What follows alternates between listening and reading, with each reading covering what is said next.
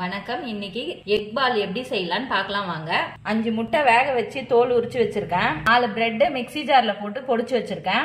ஒரு மீடியமான வெங்காயம் பொடியா கட் பண்ணது, 2 பச்சை மிளகாய் பொடியா கட் பண்ணது, கொஞ்சம் கொத்தமல்லி பொடியா கட் பண்ணது, 1/4 டீஸ்பூன் அளவுக்கு கரம் மசாலா, 1/4 டீஸ்பூன் அளவுக்கு மஞ்சள் தூள், 1/4 டீஸ்பூன் அளவுக்கு தனி மிளகாய் தூள், 2 முட்டை வச்சிருக்கேன், 3 டீஸ்பூன் அளவுக்கு பொட்டுக்கடலை. இந்த பொட்டுக்கடலையை மிக்ஸி ஜார்ல போட்டு தூள் பண்ணி எடுத்துக்கலாம்.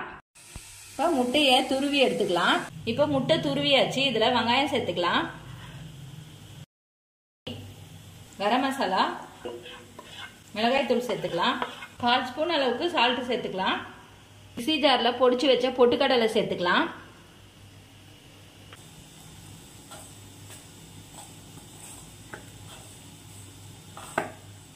இப்போ இது எல்லாத்தையும் நல்லா பிசைஞ்சிட்டு பால் ஷேப்புக்கு பிடிச்சிக்கலாம்.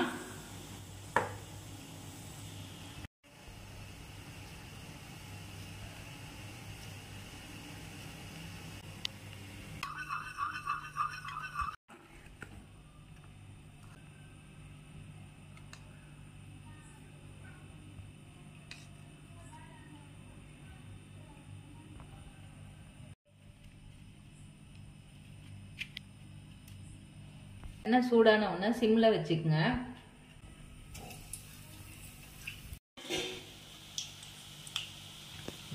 ஃப்ளேமை சிம்லயே வச்சு கோல்டன் ப்ரௌன் ஆன பிறகு இப்போ எடுத்துடலாம்.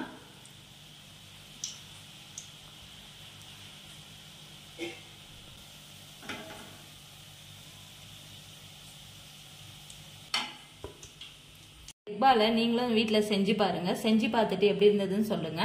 இந்த சேனலுக்கு லைக் பண்ணுங்க, ஷேர் பண்ணுங்க, கமெண்ட் பண்ணுங்க, சப்ஸ்கிரைப் பண்ணுங்க.